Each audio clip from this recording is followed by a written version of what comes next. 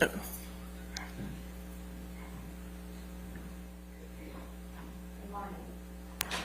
work? There you go.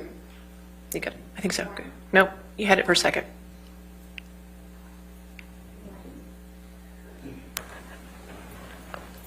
Good morning. Thank you. Let's try that again. Good morning. On May 27th, 2016, Ms. Heard walked into a courthouse in Los Angeles, California to get a no-notice ex-parte restraining order against Mr. Depp, and in doing so, ruined his life by falsely telling the world that she was a survivor of domestic abuse at the hands of Mr. Depp.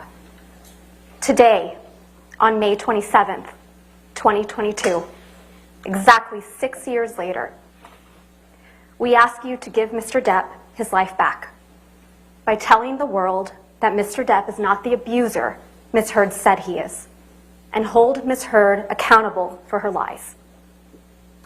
Ladies and gentlemen of the jury, as you probably know by now, my name is Camille Vasquez. On behalf of Mr. Depp and all my colleagues at Brown Rednick, I want to thank you deeply for your time and your service over these last 7 weeks.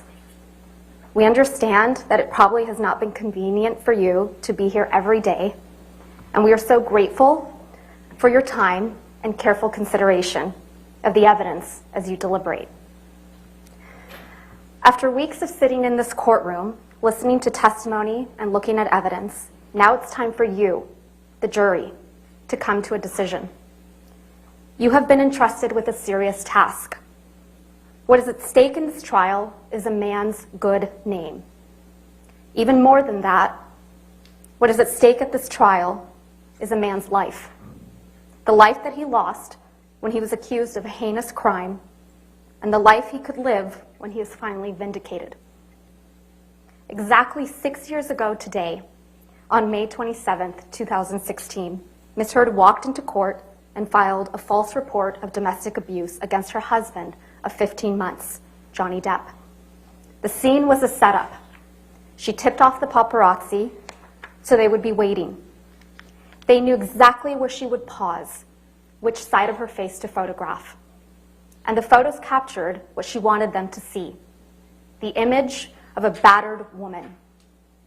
What the paparazzi did not know is that the dark mark on her face mysteriously appeared 6 days after last seeing Mr. Depp. It was a lie. She knew it, Mr. Depp knew it, and the multiple witnesses you heard from who saw her that week of May 21st, 2016, also knew it. But the world only saw what she wanted them to see.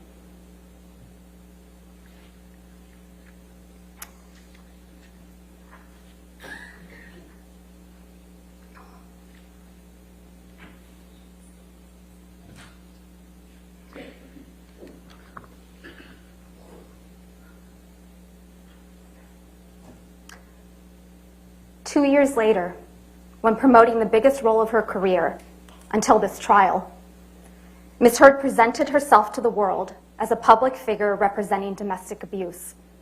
The headline of the op-ed featured the term sexual violence, even though she had never before accused her ex-husband of such a heinous crime. Ms. Heard and her lawyers love to remind you of how the op-ed did not mention Mr. Depp by name, but Ms. Heard made sure that there would be no mistake about who she was referring to. She inserted 2 years ago, so the world would remember the photo of a battered woman, the mark on her face standing outside the courthouse, and they would once again see Mr. Depp as the villain, this time in full swing of the Me Too movement. But what was happening behind closed doors was quite different from what Ms. Heard presented to the world. The exact opposite, in fact. There is an abuser in this courtroom, but it is not Mr. Depp. And there is a victim of domestic abuse in this courtroom, but it is not Ms. Heard.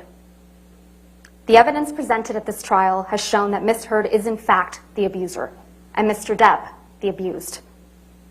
As you heard from Mr. Depp and multiple other witnesses that testified under oath at this trial, Mr. Depp experienced persistent verbal, physical, and emotional abuse by Ms. Heard during their relationship.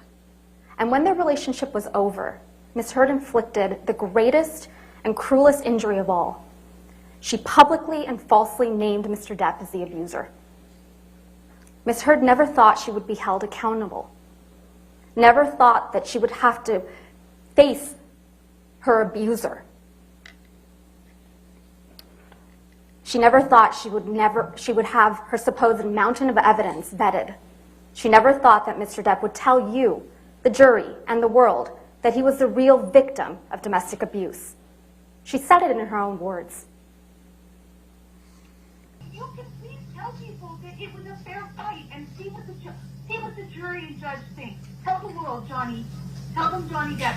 Johnny Depp, man, I'm a victim too of domestic violence, and yes. It's a fair fight. And see how many people believe or side with you.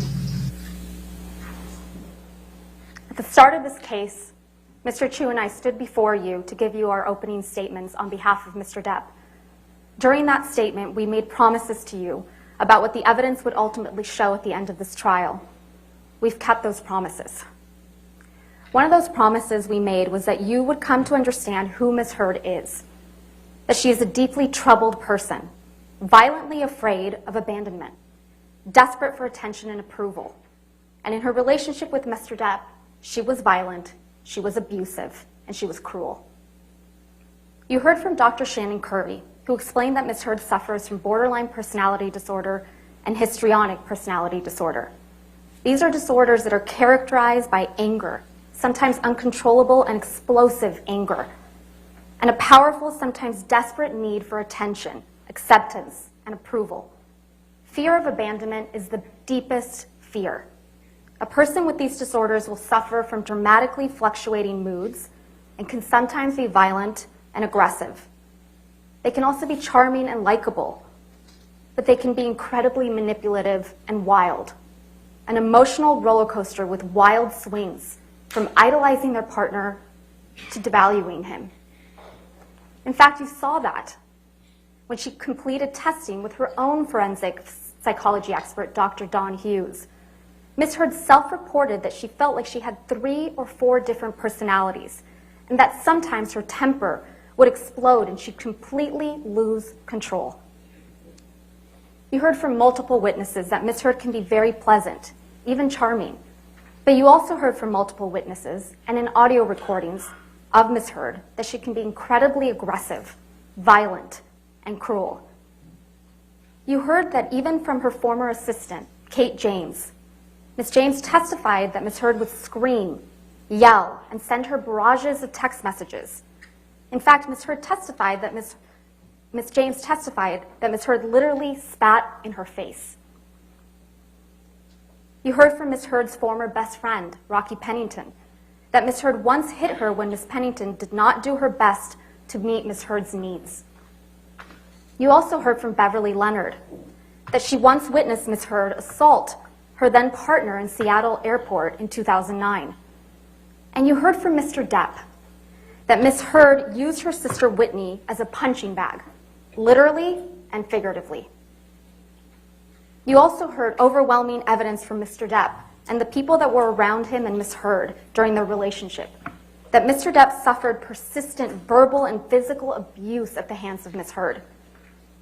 You've heard evidence from Dr. Curry and the fact witnesses at this trial that Ms. Heard's deepest fear is one of abandonment, being left by Mr. Depp.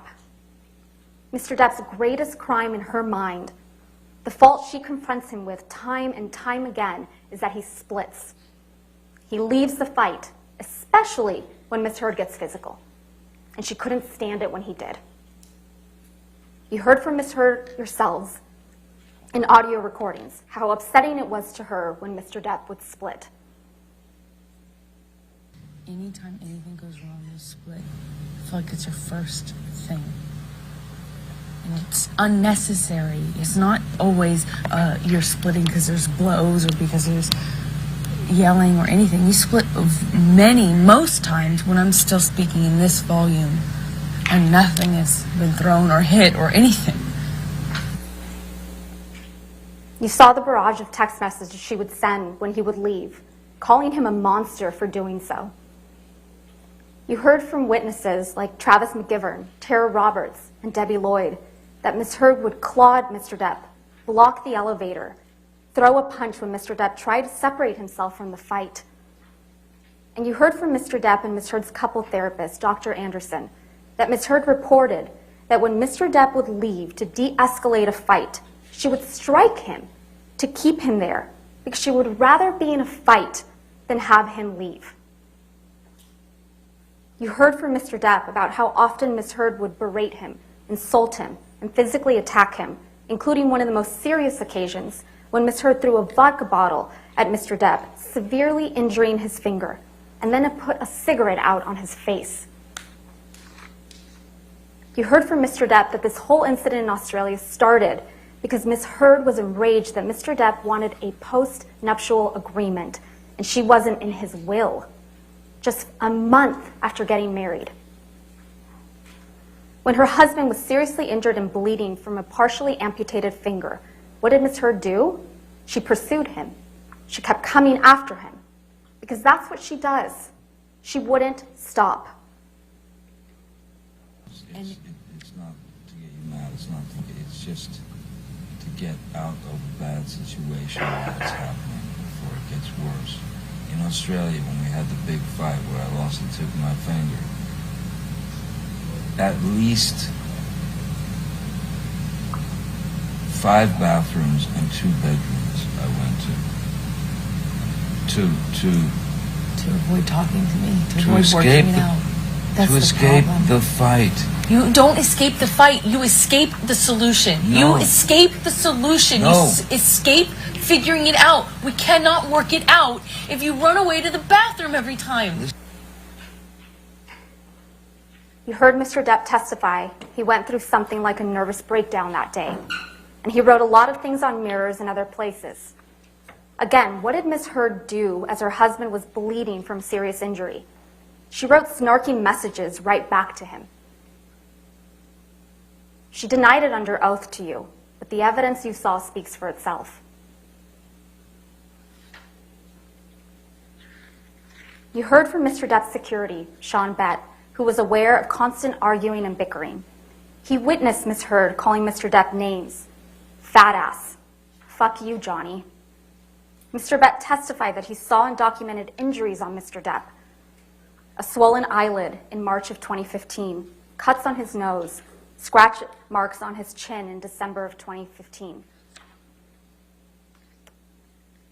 And you heard from Travis McGivern, who testified that Ms. Heard called Mr. Depp names like washed up, fucking cunt, and worst of all, a fucking deadbeat dad. Ms. Heard would take the low blows and hit him where it hurts, his children. Mr. McGivern told you that on March 23rd, 2015, Ms. Heard threw things at Mr. Depp, spat at him, and ultimately punched him in the face, leaving him with a shiner. You heard testimony from Malcolm Connolly, another security member, who testified he saw Ms. Heard throw things at Mr. Depp, a cigarette lighter on a plane, a soda can from upstairs at the Eastern Columbia building. He never saw marks on Ms. Heard, but he saw marks on Mr. Depp, scratches, bruises on his left eye, scratches on his left ear. And he took pictures documenting injuries like this one.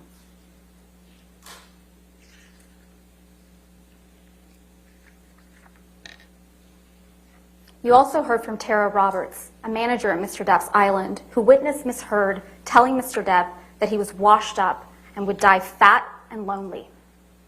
You also heard from Ms. Roberts that she witnessed Ms. Heard clawing and grabbing at Mr. Depp, grabbing his hair, trying to pull him back to her, and Mr. Depp had a visible injury to his nose on that occasion. Most importantly, you heard from Ms. Heard yourselves on multiple audio recordings admitting to being physically violent with Mr. Depp. You heard Ms. Heard admit to hitting Mr. Depp. And then you fucking clocked me. I remember hating you as a response to the door thing.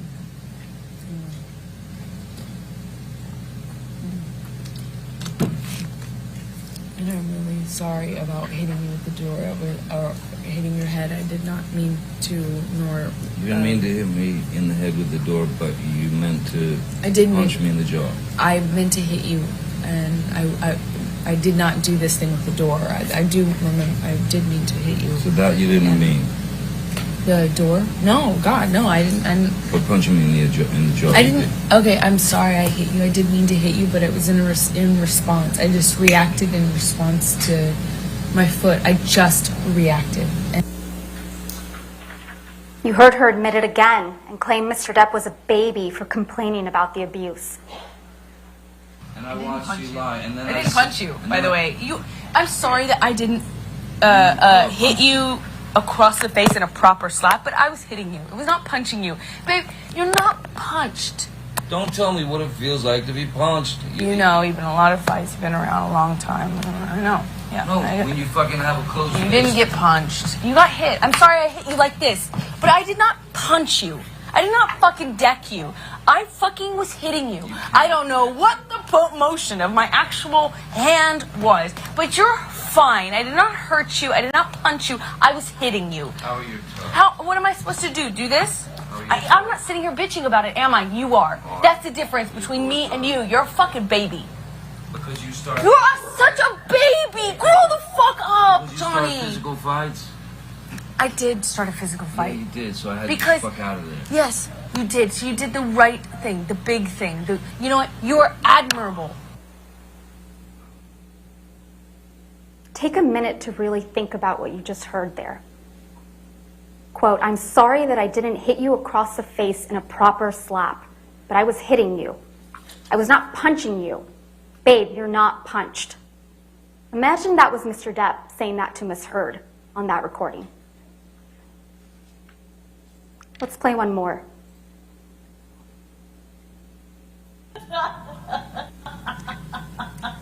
That fake laugh. That fake laugh is too much to take. No, I'm sure she's. That fake laugh is so disgusting. I'm sure she's great. I'm sure she's great. I'm thinking that you can give me some No. of the best performances in the world. No, you're right. I don't. It's all about performance. It's about performance. No, I don't regret. I don't regret. Oh, what else?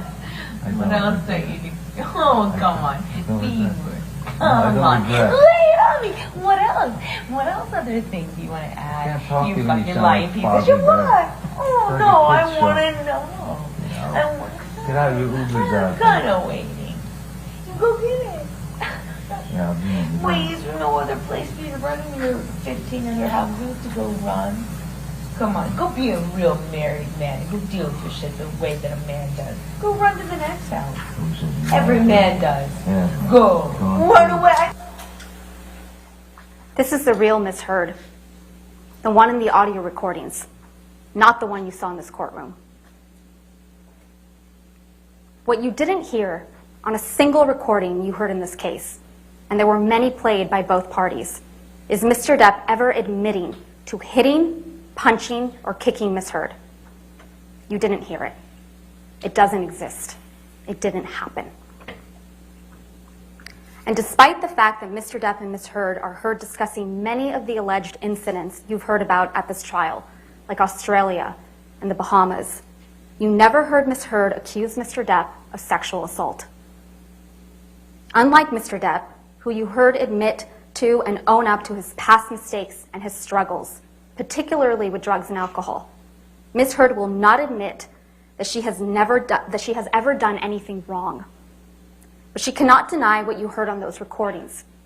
As much as Miss Heard and her lawyers have tried to make this case about Mr. Depp's language, it is Miss Heard that repeatedly admits to violence. By April and May of 2016, Mr. Depp had reached his limit. His mother was dying. His finances were a mess. And when he showed up late to Miss Heard's 30th birthday party because a meeting with his new business manager, Edward White, had gone late, Miss Heard, of course, was not understanding. She was furious. You heard from Mr. Depp, both in this courtroom and on audio recordings, that Miss Heard punched him that evening. He left with Travis McGivern, and the next morning he learned that someone had left feces on his bed. Ms. Heard denies responsibility, but she admitted to the prank to Starling Jenkins. You heard him testify to that effect. For almost a month after that, they didn't see each other. And you heard from Mr. Depp that when his mother died on May 20th, 2016, he resolved to leave Ms. Heard. He was done. And when Ms. Heard learned that Mr. Depp was done, that she was really losing him, she went on the attack. She filed for divorce before Mr. Depp could. Then, as you heard from Mr. Depp's divorce lawyer, Laura Wasser, Ms. Heard sent a letter demanding financial support. And when her demands weren't met, Ms. Heard struck a blow against Mr. Depp that was more damaging than any physical blow she had ever landed. When she walked into court 6 years ago today, on May 27th, 2016, to get a domestic violence restraining order against Mr. Depp, she did so in front of paparazzi with a mark on her face. The evidence presented at this trial demonstrates that Ms. Heard didn't just want a divorce. She wanted to ruin him. Ms. Heard denied alerting TMZ to the TRO filing in this courtroom. But you heard testimony from Morgan Tremaine that TMZ knew to go to the courthouse, knew what side of her face the alleged bruise was on, and that Ms. Heard would pause. She would pause for paparazzi, who got the photos that ended up splashed across newspapers and magazines. Ms. Heard testified that she did not personally give photographs of her apparent injuries to People magazine, but somehow these pictures that she took and maintained on her devices ended up on the cover of People magazine 1 month later.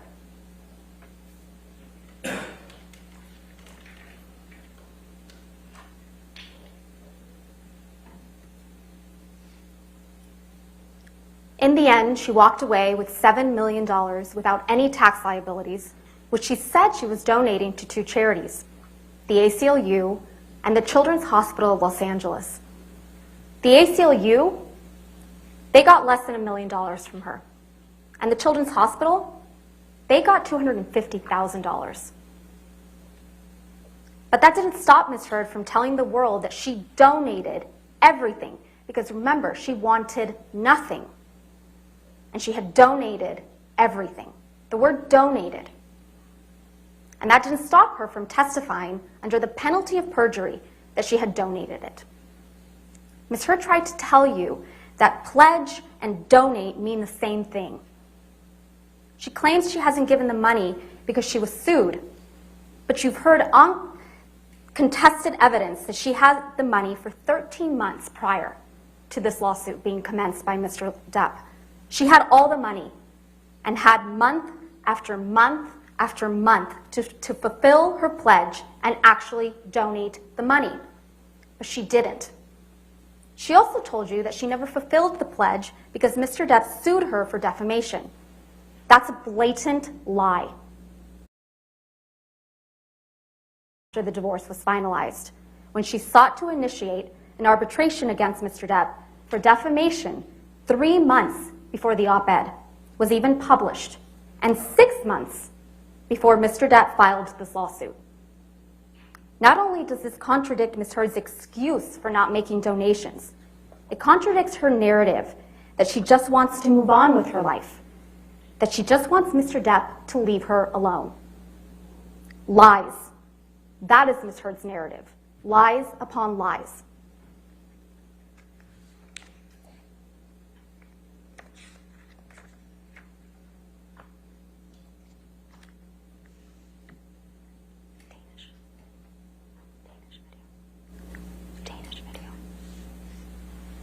And actually were all kinds of accusations flying your way when you said all this, and then there was a divorce settlement, you got $7 million.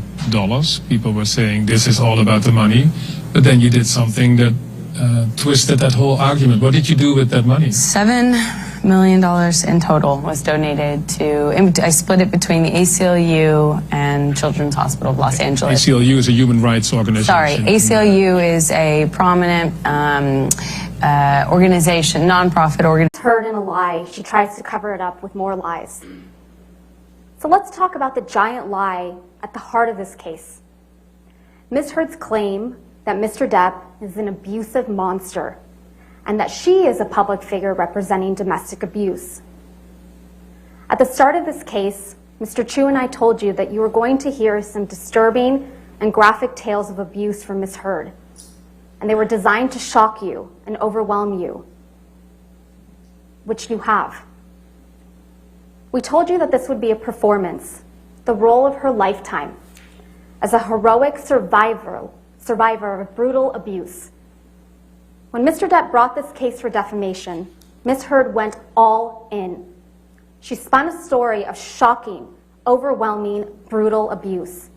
She came into this courtroom prepared to give the performance of her life, and she gave it.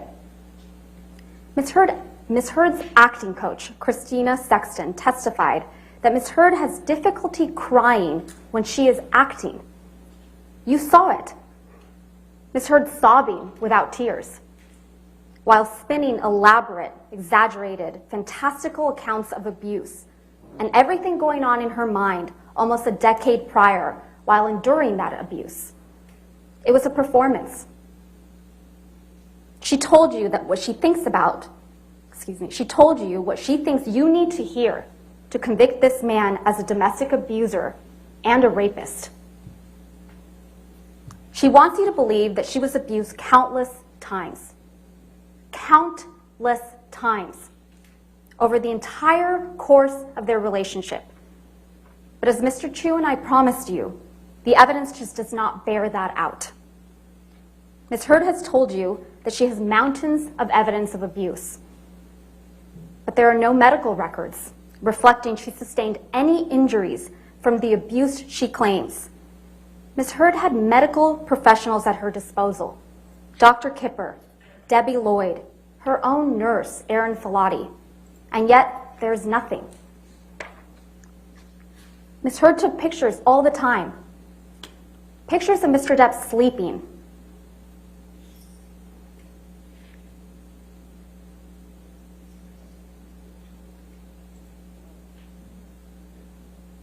Pictures of cocaine.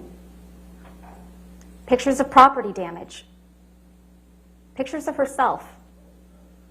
And as an actress, she was photographed all the time. Where are the pictures of the horrific injuries Ms. Heard describes? Ms. Heard also took audio recordings and videos frequently. Where are the videos of Mr. Depp attacking her? Where are the audio recordings of Mr. Depp admitting to or apologizing for physical abuse? There are none. What Ms. Heard has, and what you've seen multiple times, is a video of Mr. Depp banging some cabinets around in a kitchen. A video that, based on the testimony you heard from Morgan Tremaine, the former TMZ employee, Ms. Heard seems to have sold to TMZ right before she was deposed in connection with her divorce from Mr. Depp.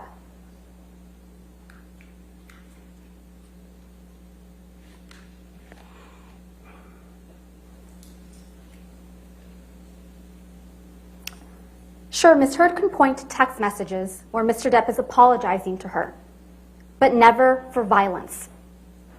Ms. Heard's counsel showed you Defendant's Exhibit 325, where Mr. Depp says sorry for, quote, my behavior. I'm a fucking savage. But this is not an apology for violence. It's an apology for the, quote, these heinous, slinging insults. Mr. Depp is apologizing for the words he used. Unlike Ms. Heard, who you heard apologizing for physical violence in multiple audio recordings, you have never heard that from Mr. Depp, because he never used physical violence against Ms. Heard. Ms. Heard told you that Mr. Depp started abusing her right from the very beginning of her relationship, starting at the beginning of 2012. But she has repeatedly testified under oath differently to having spent a year of bliss with Mr. Depp before he ever laid a hand on her.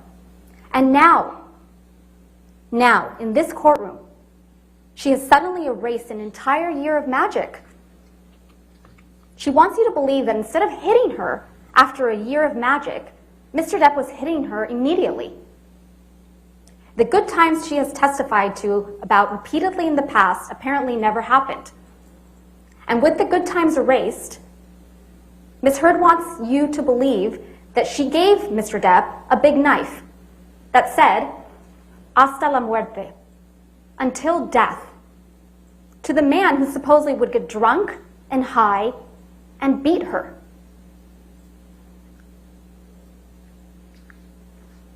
Ms. Heard admitted to you during this trial that Mr. Depp always wears big, chunky rings on every finger. According to her, he was wearing these rings when he'd slap her, hit her, punch her in the face. But you have not seen a single photograph that reflects the serious injuries Ms. Heard would have sustained if this was true. Not one. Ms. Heard testified to an incident in March 2013 when Mr. Depp supposedly hit her multiple times in the face while wearing rings. And this is what her face looked like afterwards.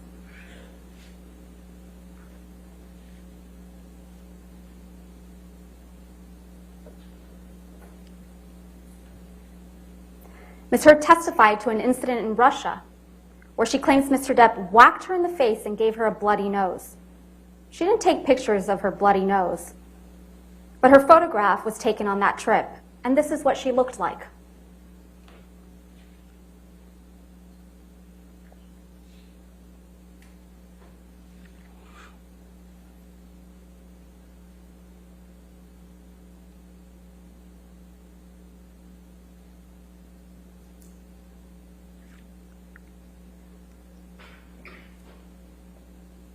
Ms. Heard told you that there was an incident the night of the Met Gala in May 2014 when Mr. Depp supposedly whacked Ms. Heard in the face, leaving her with a red, discolored, and swollen nose that she felt was broken. Ms. Heard didn't show you any photographs of these alleged injuries, but photographs were taken of her the following night, and there were no visible injuries to Ms. Heard's face.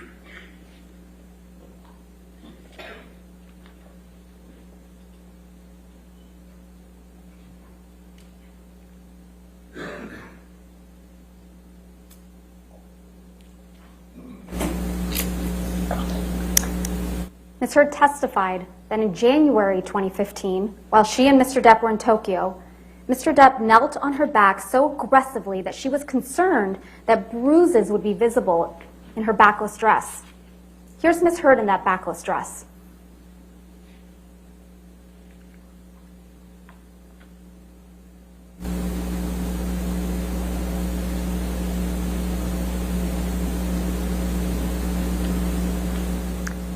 Ms. Heard testified that after an incident in December 2015, she had two black eyes, a broken nose, and chunks of hair missing. The assault was allegedly so violent that there was blood left all over the pillows, and Mr. Depp had broken the bed frame. Pictures were taken of that bed frame.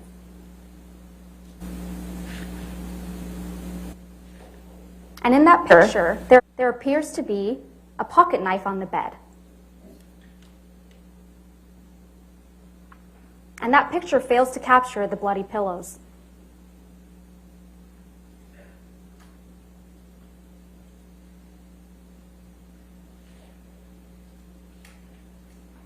And here is what Ms. Heard looked like on the James Corden show the next day.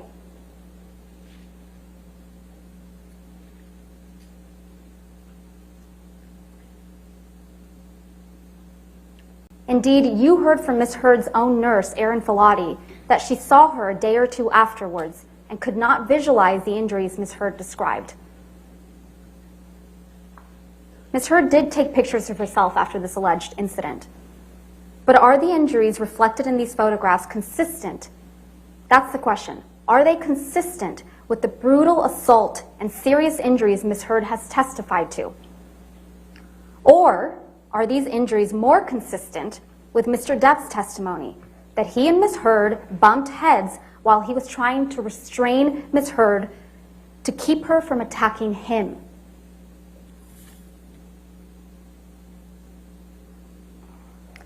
Out of Australia, where Mr. Depp sustained the most serious injury from his relationship with Ms. Heard spun a story of horror. a 3-day ordeal with a drug-fueled Mr. Depp violently assaulting her, cutting his own finger off, dragging her through glass, and then bending her back over a counter and raping her with a whiskey bottle. She claimed that she had bruises on her face, cuts all over her arms and feet, and was bleeding from her vagina from the sexual assault. And what did Ms. Heard say she did? She went upstairs, took some sleeping pills, and went to sleep. The next morning, she took pictures of the mirrors her husband had written on in paint using his amputated finger. She took no pictures of herself, her alleged injuries, or the property damage she testified to in this courtroom. When Malcolm Connolly, Jerry Judge, Dr. Kipper, and Nurse Debbie Lloyd arrived to extract Mr. Depp and get him medical treatment for his finger injury, you heard from Mr. Connolly, Dr. Kipper, and Ms. Lloyd. All of them testified they did not observe any injuries to Ms. Heard, and no one, including Ms. Heard, testified that she sought medical treatment. You also heard from Ben King. He also saw Ms. Heard right after this alleged incident. He flew home with her to Los Angeles. He testified that Ms. Heard didn't want to leave, that she said, "I can't leave, I can't leave. It will be the end if I leave." He also testified that once they did leave for Los Angeles, Ms. Heard asked him if he ever got so mad he just lost it. When Ms. Heard arrived in Los Angeles, she saw Travis McGivern, who also testified he observed no injuries, and her personal nurse, Erin Filati, who documented no requests for medical treatment and no injuries in her nursing notes for Ms. Heard. You heard from Mr. Depp's sister, Christy, that she also saw Ms. Heard when she arrived back to Los Angeles and observed no injuries on Ms. Heard. Christy testified that when she told Ms. Heard her fighting with Mr. Depp was unsustainable, Ms. Heard responded that Christy should get off her cross, that Mr. Depp liked her feisty. Ms. Heard's testimony about what occurred in Australia just doesn't add up. That's because there was a monster in that house in Australia, but it wasn't Mr. Depp. It was Ms. Heard. Other than Ms. Heard's testimony, all the evidence you've seen in this trial shows that it was Ms. Heard who attacked and grievously wounded Mr. Depp when she threw a vodka bottle at him, severing his finger. Mr. Depp told Dr. Kipper that when Dr. Kipper arrived to treat Mr. Depp's finger. You've seen the pictures of the bar area in Australia with the broken vodka bottles on the ground and trails of blood drops on the floor and a bloody tissue on the floor. You've heard from Ben King that the tip of Mr. Depp's finger was found in the same bar area. And you heard from Dr. Gilbert that the injury to Mr. Depp's finger could have been caused exactly as he described. And interestingly, you heard from Christina Sexton that Ms. Heard told her that Mr. Depp injured his finger while swinging a bottle around. Not smashing a phone, as Ms. Heard surmised in this courtroom, but swinging a bottle around.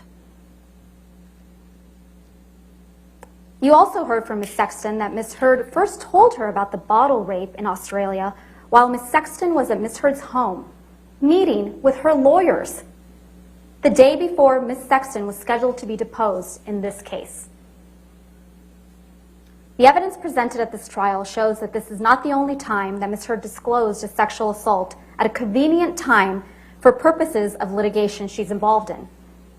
The first time Ms. Heard claimed that Mr. Depp sexually assaulted her in the Bahamas in December 2015 was after Tara Roberts, the manager of Mr. Depp's island, submitted a sworn statement in the UK action describing the incident she testified to in this courtroom, where Ms. Heard chased Mr. Depp out of the house, was yelling and then pleading with Mr. Depp to stay while clawing at his hair and clothes, and left Mr. Depp with an injury to his face. That's the first time she disclosed it, after there was contrary evidence. Ms. Heard testified about another incident just 2 weeks after the events in Australia, where Mr. Depp supposedly attacked Ms. Heard and almost pushed her sister Whitney down the stairs. Whitney is the only witness that you heard from that backs up Ms. Heard's version of events. She's it. and the only witness other than Ms. Heard who claims to have seen Mr. Depp physically attack Ms. Heard. But just like Ms. Heard's version of the events in Australia, her testimony about the staircase incident and that of her sister Whitney's just doesn't square up with the other evidence in this trial. Their testimony is contradicted by the testimony of Travis McGivern and Debbie Lloyd, who were there that night. Ms. Heard and Whitney testified that Mr. Depp threw a Red Bull can that hit or almost hit Ms. Lloyd. Ms. Lloyd testified that never happened. Mr. McGivern testified that it was Ms. Heard who threw a can at Mr. Depp. Ms. Heard testified that Whitney was between her and Mr. Depp when she punched him. Mr. McGivern testified that he was the one between Ms. Heard and Mr. Depp when Ms. Heard punched Mr. Depp. Ms. Heard testified that Mr. Depp was able to get his hands in her hair, yank her, and then hit her in the face with the cast he had on. But you heard from Ms. Lloyd and Dr. Colbert, Mr. Depp's medical doctor, who treated Mr. Depp's finger injury, that Mr. Depp's finger was in a delicate state. He had a pin in his finger, a skin graft, and a soft cast that immobilized Mr. Depp's two middle fingers. And tellingly, the only picture of an injury from this incident is of Mr. Depp with a shiner.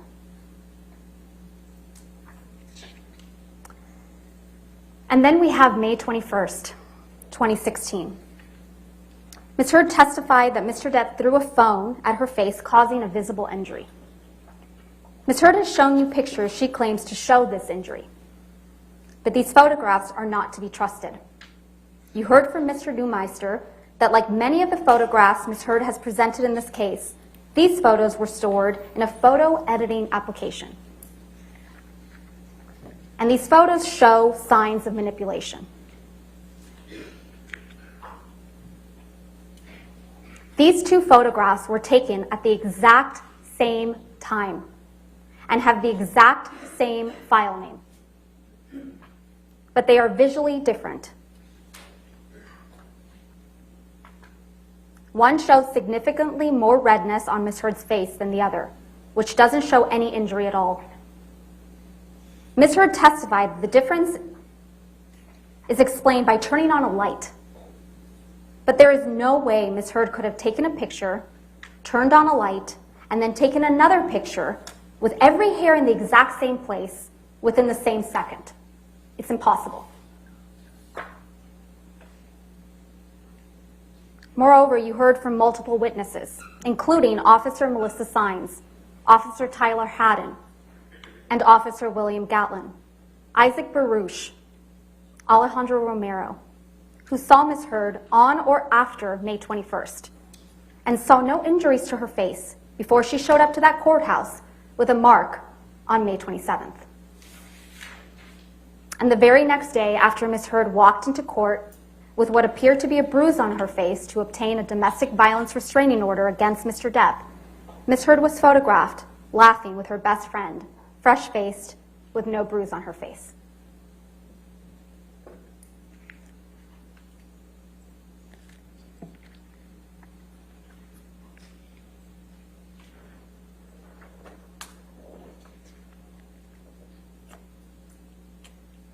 The mountain of evidence that Mr. Depp abused Ms. Heard is simply not there.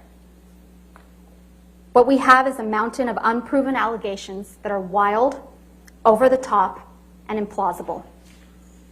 And you can't pick and choose which of these wild allegations to believe and which ones to disregard. You either believe all of it or none of it. Either Mr. Depp sexually assaulted Ms. Heard with a bottle in Australia, or Ms. Heard got up on that stand in front of all of you and made up that horrific tale of abuse. Either she's a victim of truly horrific abuse, or she is a woman who is willing to say absolutely anything. It is disturbing to think that Ms. Heard would make up the horrific tales of abuse that she testified to in this courtroom. But this case doesn't come down to whether you believe Ms. Heard or you believe Mr. Depp. This case comes down to whether you believe Ms. Heard or you believe Mr. Depp, Christy Dombrowski, Sean Bett, Malcolm Connolly, Travis McGivern, Starling Jenkins, Keenan Wyatt, Dr. Kipper, nurses Debbie Lloyd and Erin Filati, Tara Roberts, Ben King, Kate James, Kate Moss, Dr. Colber, Morgan Knight, Morgan Tremaine, Officers Melissa Sines, Officers Tyler Haddon, Officer William Gatlin, and Beverly Leonard.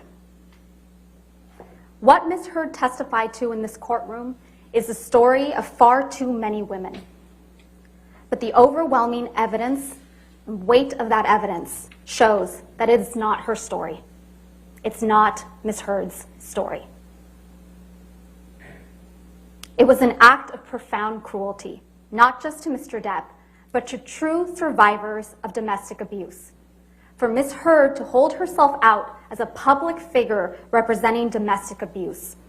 It was false, it was defamatory, and it caused irreparable harm. And to talk more about that, I'm going to turn it over to my colleague and my friend, Mr. Chu.